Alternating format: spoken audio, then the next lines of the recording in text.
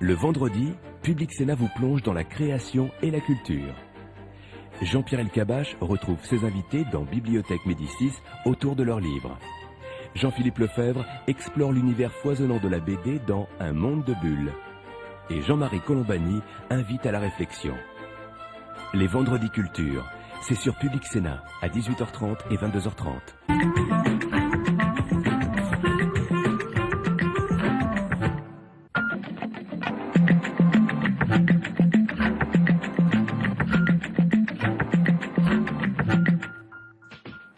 Bonsoir, bienvenue dans votre 18h du vendredi. Dans l'actualité ce soir, Nicolas Sarkozy persévère dans son acharnement, dans sa haine. C'est la réaction de Dominique de Villepin à la décision du parquet de faire appel dans l'affaire Clearstream. Les partisans de l'ancien Premier ministre dénoncent une décision politique. La gauche s'inquiète pour l'indépendance de la justice.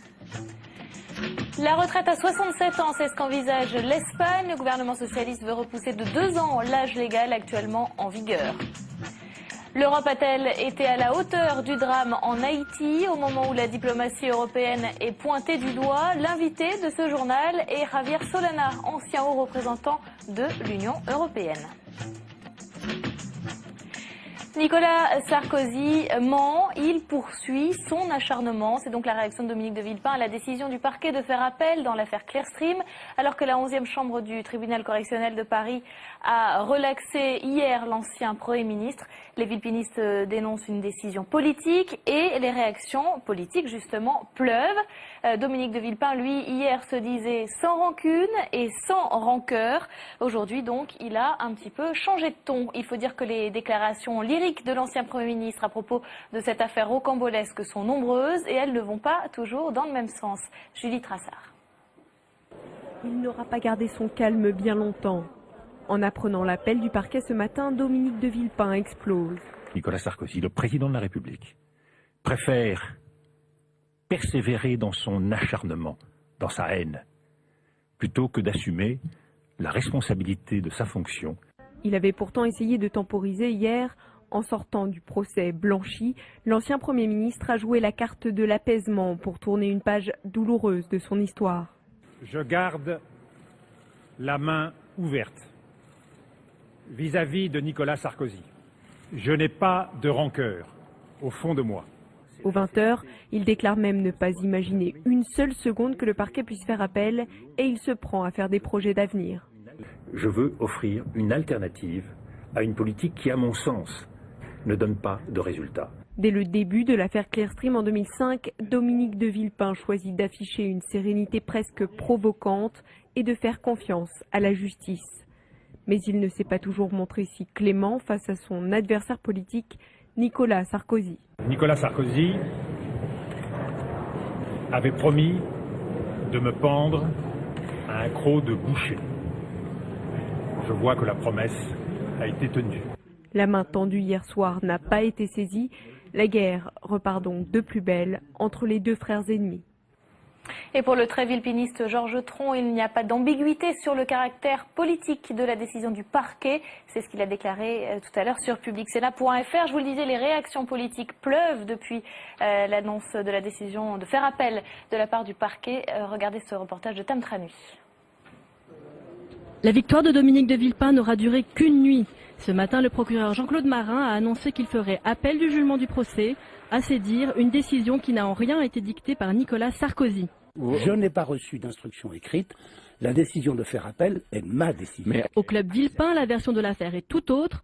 Sa présidente dénonce une vendetta qui écorne sérieusement l'image de l'UMP. Personne ne peut comprendre un tel acharnement, une telle haine personnelle. Ce que j'espère, c'est que ce n'est pas le début de mauvais présages pour notre majorité. Mais les partisans de Dominique de Villepin espèrent bien tirer avantage de ces dissensions. Toujours motivés, ils voient en lui le champion d'une alternative à droite. Objectif inchangé, les présidentielles de 2012. Le projet, la construction d'une alternative, l'écoute des Français, la volonté de servir, de faire de la politique, tout ça est inchangé. À droite, l'espoir continue. À gauche, les critiques fusent sur des institutions qu'ils jugent instrumentalisées par le politique. Personne ne saura jamais s'il a reçu ou non des instructions. Et le seul fait qu'on puisse se poser ces questions, qu'il puisse y avoir ce soupçon, ben ça c'est grave. Le débat sur l'indépendance de la justice est relancé. Couper le lien entre le pouvoir politique et le parquet, en pleine réforme de la procédure pénale, les magistrats se trouvent confortés dans leurs revendications. Voilà, et pour parler de ce sujet, deux invités. Guy Geoffroy, bonsoir. Bonsoir. Vous êtes député UMP et villepiniste de Seine-et-Marne. Mathieu Bonduel, bonsoir, secrétaire général de l'Union des magistrats.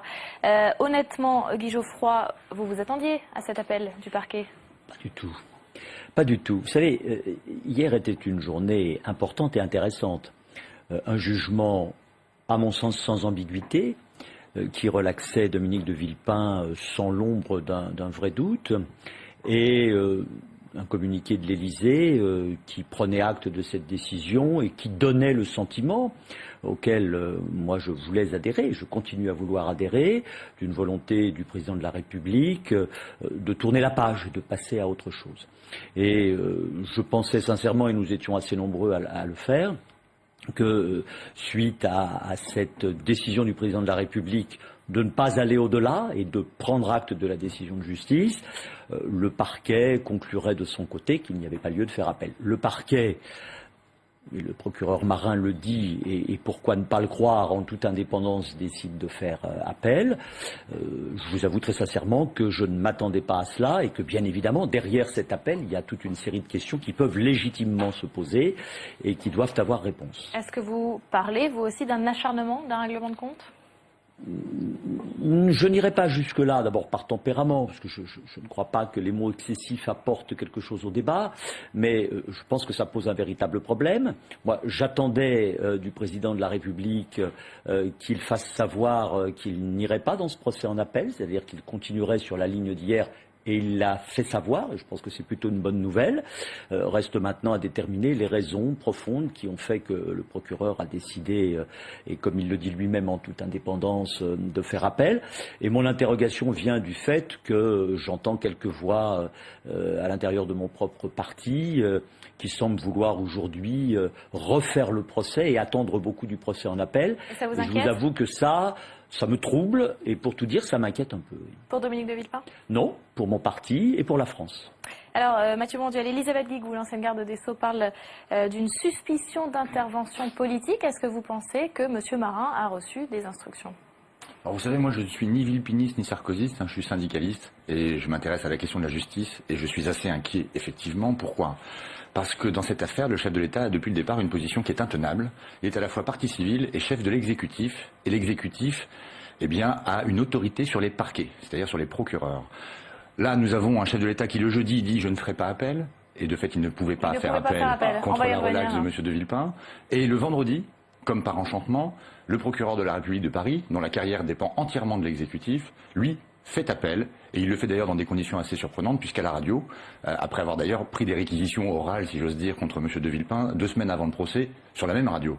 Donc c'est vrai que l'image qui est renvoyée de la justice est quand même assez catastrophique, et j'en tire une conclusion assez simple, sur laquelle on n'est pas forcément obligé d'être d'accord, mais pour moi elle s'impose, c'est qu'il faut revoir radicalement le statut du parquet en France si l'on veut que ce type de suspicion cesse. Vous allez peut-être être conforté par la question qu'on a posée à nos téléspectateurs via notre partenaire, le nouvelops.com, donc à propos de cet appel du parquet dans l'affaire Clearstream, nous avons posé la question, croyez-vous en l'indépendance de la justice ? Et visiblement, on n'a pas encore le résultat du vote, donc on vous le donnera un peu plus tard, mais en tout cas, il était plutôt non, on ne croit pas à l'indépendance de la justice. C'est l'image de toute la justice française qui vous inquiète ? Oui, c'est-à-dire qu'on sait qu'il y a un problème avec le parquet, puisqu'il reçoit des instructions, ce qui a pu se justifier, ce qui a pu se comprendre, mais qui aujourd'hui devient un vrai problème. Et ça retentit sur l'ensemble de la magistrature, c'est-à-dire que maintenant les Français doutent de l'indépendance, y compris des magistrats du siège, qui eux pourtant, normalement, ont des garanties statutaires plus fortes. C'est ça le problème aujourd'hui, et c'est pour ça que la réforme qui s'annonce, la fameuse réforme de la procédure pénale, doit intégrer ces questions-là, et de ce point de vue, on observe une surdité totale du gouvernement, qui refuse d'aborder la question du parquet, et qui va nous construire très vraisemblablement une usine à gaz, sans garantie suffisante d'indépendance des magistrats. Voilà actuellement la réponse, non à 86%. Non, les téléspectateurs ne croient pas à l'indépendance de la justice. C'est très inquiétant. Juste un mot sur, on parlait effectivement de Nicolas Sarkozy a dit hier qu'il ne ferait pas appel alors que de fait il ne pouvait pas faire appel étant partie civile. Un peu plus tôt, on s'en souvient bien sûr, il avait parlé de coupable à la place de prévenu, bafouant la présomption d'innocence. Est-ce que l'avocat a des petites lacunes juridiques. Le président de la République surtout, le chef de l'État, qui est quand même garant des institutions. Il est avocat de formation, effectivement, ce qui est assez croustillant en l'occurrence, mais c'est surtout ce qui est inquiétant de voir un chef de l'État utiliser des mots qui ont un sens, tout de même, et il est très entouré, ce chef de l'État, et qui sont des mots forts, et en l'occurrence faux. Dire que des prévenus sont coupables avant qu'ils soient jugés, c'est une énormité, c'est une violation grave de la présomption d'innocence. Et dire maintenant, je ne vais pas faire appel, on voit très bien l'idée. Je me présente comme quelqu'un de magnanime en disant que je ne vais pas faire appel, alors qu'en fait je ne le peux pas, mais je gagne quand même sur les deux tableaux, puisque par ailleurs j'obtiens un appel. En tout cas, de fait, il y a un appel, et donc M. de Villepin sera toujours poursuivi dans cette affaire, et comme c'est mon ennemi politique principal, ça m'arrange. On voit ce qui est en train de se tramer, et franchement, ça n'est pas glorieux. Guy Geoffroy. Moi, je constate que notre ami syndicaliste est un fin analyste politique, et que s'il n'est ni l'un ni l'autre, s'il n'est pas dans un camp, il franchit un peu le seuil des questions juridiques pour entrer dans celui des questions politiques. Moi je voudrais dire que le plus important dans tout cela, c'est qu'on essaie de trouver les voies de l'apaisement. On a besoin de trouver les voies de l'apaisement sur le contexte politique qui est celui de la majorité aujourd'hui. On a besoin de trouver les voies de l'apaisement également quant aux sentiments que peuvent avoir, et qui seraient vraiment regrettables, les Français de la position de la justice parmi les autorités de ce pays. L'image de la justice dont parlait Mathieu Bonduel, ça vous inquiète? Moi, ce qui m'inquiète, c'est que les Français puissent penser que la justice n'est pas indépendante et puissent ne pas faire la part des choses entre la justice telle qu'elle est pratiquée au niveau des magistrats du parquet, qui ont un lien hiérarchique, mais qui ne font pas non plus n'importe quoi, et qui, s'ils doivent recevoir des consignes, doivent les recevoir par écrit. Je suis un peu troublé d'ailleurs que le procureur Marin est tenu à dire ce matin qu'il n'avait pas reçu de données par écrit de la part de quiconque. Pourquoi a-t-il eu besoin de dire cela? Son statut fait qu'il a le droit de faire appel, que c'est sa liberté totale, l'opportunité des poursuites, il la détient de par notre Constitution. Donc, tout ceci me gêne, alors qu'on sait par ailleurs, et je crois que les juges du TGI de Paris l'ont bien montré hier, au niveau du siège, on est parfaitement indépendant et on est parfaitement capable, sur la base de réquisitions qui sont ce qu'elles sont, de juger au nom du peuple français. Donc qu'il y ait un amalgame de tout cela et que derrière tout cela il y a un climat délétère qui puisse à nouveau se développer, je le répète, c'est inquiétant pour mon pays. Or moi, élu de la nation, je suis avant tout préoccupé de l'avenir de mon pays. Merci beaucoup, merci à tous les deux d'être venus sur ce plateau. Je suis le Villepin de Martine Aubry, c'est ce que déclare aujourd'hui Georges Frêche. Le président de la région Languedoc-Roussillon estime que le PS mène un complot contre lui. Martine Aubry a en effet proposé aux écologistes et à la gauche de bâtir une liste alternative en Languedoc-Roussillon sous la houlette de la maire socialiste de Montpellier, Hélène Mondroux. Pour autant, pas question de s'excuser, précise Georges Frêche après ses propos sur, je cite, la tronche pas très catholique de Laurent Fabius. La droite et la gauche qui travaillent main dans la main, c'est suffisamment rare pour être signalé. Sénateurs de l'opposition et de la majorité viennent de déposer 2 textes identiques à la virgule près, 2 propositions de loi pour légaliser les mères porteuses. À croire que la pratique, qui est proscrite depuis 1994, fait consensus au Palais du Luxembourg. Delphine Girard et Vanessa Demey. C'est une véritable victoire pour Sylvie. Depuis 10 ans, cette mère de famille se bat pour que ses filles jumelles, nées de mères porteuses, soient enfin reconnues comme ses propres filles. Hier, 2 propositions de loi qui autorisent et encadrent la gestation pour autrui ont été déposées par 70 sénateurs, tous bords confondus. Un espoir pour Sylvie et des centaines de parents. Les gens ne se rendent pas compte à quel point les couples infertiles souffrent. Et souvent, ils n'osent pas en parler. Donc, pour la première fois, on a eu l'impression d'être entendu, d'être écouté, d'être compris, et non plus d'être traité comme des hors-la-loi. Sylvie reste tout de même prudente. La gestation pour autrui, dite GPA, divise toujours et les mentalités sont difficiles à faire évoluer. Cela fait déjà 2 ans que le Sénat s'était penché sur cette question. La sénatrice Michèle André s'attendait à un long combat. C'est un travail sénatorial, sérieux, sur un sujet grave, et pour lequel nous sommes bien conscients que l'aventure peut-être ne fait que se poursuivre. Pour les couples qui désirent avoir un enfant, les propositions de loi recommandent qu'ils soient de sexe différent, mariés ou ensemble depuis 2 ans. La GPA sera accessible à la future mère, à condition de ne pas pouvoir mener une grossesse à terme.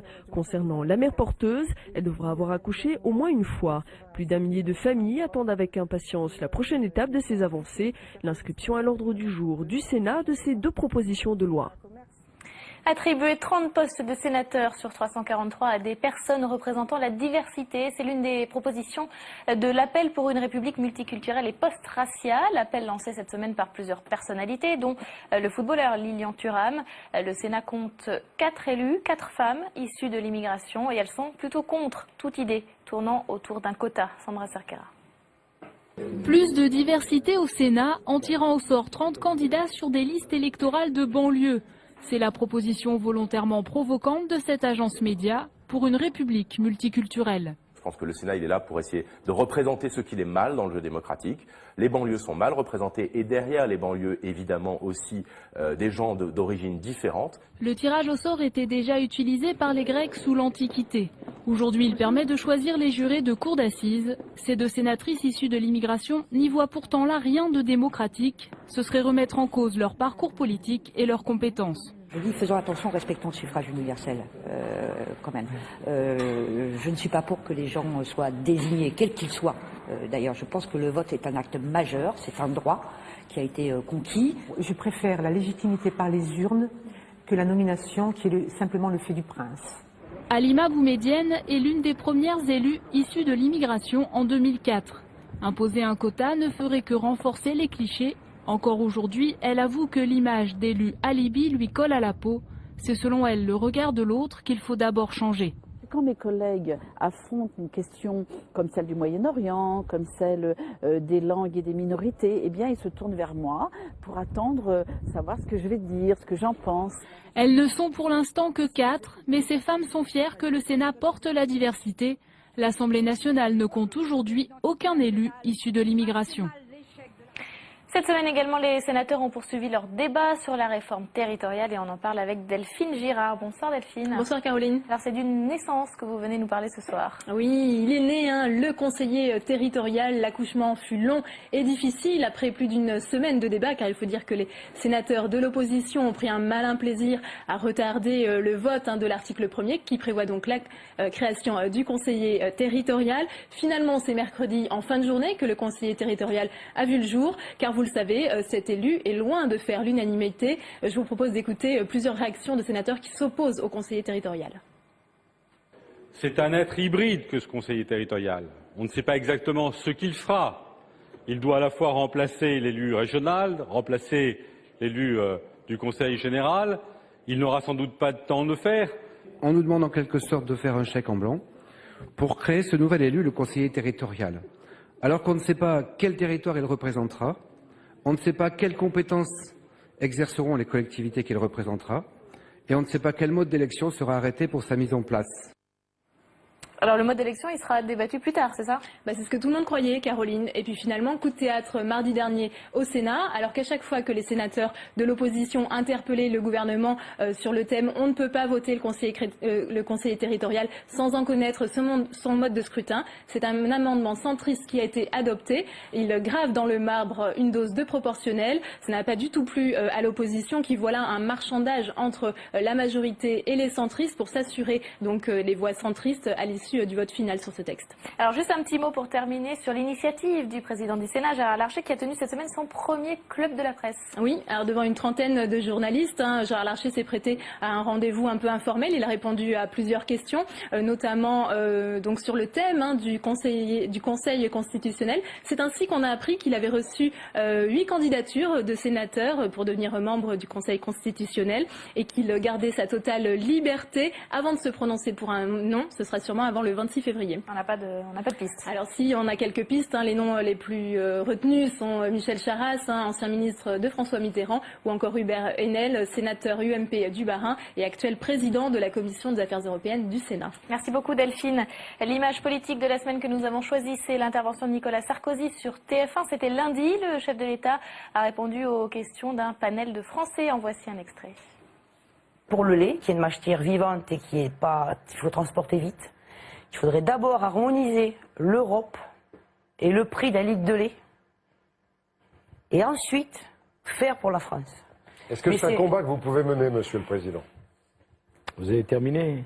Pas tout à fait. Il y aura d'autres questions après, sur ce combat de l'harmonisation. Non, d'abord, Sophie Poux dit quelque chose de vrai. Les agriculteurs ont eu 34% cette année, enfin l'année dernière, de baisse de revenus. Mais les producteurs laitiers, vous me corrigez si je dis une bêtise, 54%. 80. Alors, si on rentre dans le détail, ça dépend si c'est pour de la poudre de lait ou si c'est pour des fromages d'appellation contrôlée. Bon, les chiffres ne sont pas les mêmes, mais c'est catastrophique. Bon. Bonsoir Stéphane Rosès. Bonsoir. Président de la société de conseil CAP. Alors est-ce qu'à votre avis, Nicolas Sarkozy a réussi cet exercice un peu, comment on va l'appeler, discussion de bistrot? C'était original, c'est une première. Eh bien, la réussite se mesure à un certain nombre de critères. D'abord, en matière de communication, la cohérence entre l'identité de l'émetteur, l'image qu'on en a, les messages qu'il souhaite faire passer et l'organisation, la mise en scène. De ce point de vue-là, c'est tout à fait réussi. Hein. Il s'agissait de faire passer les messages suivants. Je suis à vos côtés, j'écoute, je travaille pour vous, je mets en place les réformes et je suis compétent. On l'a vu dans cet exercice tout au long de l'émission. Discussion, empathie, précision du président quant aux remarques et le modèle, le réduit de la France tel qu'il était constitué était très bien fait. On avait la France des banlieues, des campagnes, là on l'a vu, les ouvriers, les retraités et donc du coup le phénomène de dramatisation, Nicolas Sarkozy vient au milieu des Français avec eux et le phénomène d'appropriation, je me sens représenté au travers de ces Français, a très bien fonctionné, d'où effectivement une très bonne audience. Alors en même temps, lorsqu'on interroge l'Institut CSA, pour le Parisien interroge tous ceux qui ont été impactés par l'émission, 43% ont trouvé l'émission bonne contre 49%. Ceux qui l'ont vu complètement ou en partie sont légèrement convaincus et ceux qui en ont vu des extraits pas véritablement. Pourquoi? Eh bien parce qu'il y a une autre variable au-delà de la cohérence entre identité, message et mise en scène qui avait très bien fonctionné. C'est est-ce que le message que l'on souhaitait faire passer était le message attendu par les Français? Et là, peut-être pas. Car le fait que Nicolas Sarkozy soit compétent, courageux, réformateur, qu'il soit à la peine, est quelque chose qui était à peu près acquis. Le sujet pour les Français n'était sans doute pas celui-là. Il n'était pas tant un président au milieu des Français comme eux. Il était plutôt un président ayant une hauteur de vue permettant de dire la cohérence de ce qu'il avait fait, la feuille de route de telle façon à pouvoir enjamber la crise. Et donc le sujet n'est pas tant être à côté de ces Français représentatifs, de dire je suis à vos côtés, je vous comprends, que plutôt de dessiner un cap, une perspective pour les individus, pour qu'au-delà de leurs inquiétudes quotidiennes, ils se disent qu'il y a des raisons d'espérer. Merci beaucoup Stéphane, on se retrouve la semaine prochaine et je vous annonce que Jean-François Copé est papa pour la 4e fois. Une petite Faustine est née hier, le jour même de l'anniversaire de Nicolas Sarkozy justement. Et alors il y a 13 ans, pour la petite histoire, à l'occasion de la naissance du fils de Nicolas Sarkozy, le petit Louis, Jean-François Copé avait envoyé un cadeau de naissance avec ce petit mot: bienvenue dans ce monde cruel. Donc je vous laisse imaginer quelle sera la phrase qui accompagnera le cadeau du chef de l'État à la fille de Jean-François Copé. La retraite, non pas à 61 ni à 62, mais à 67 ans, c'est ce qu'envisage le gouvernement espagnol. L'âge de départ à la retraite est de l'autre côté des Pyrénées, pour l'instant de 65 ans, mais le gouvernement socialiste doit faire face au vieillissement de la population et assurer la viabilité du financement du système de pension. Les syndicats ont immédiatement fait connaître leur opposition frontale à ce sujet.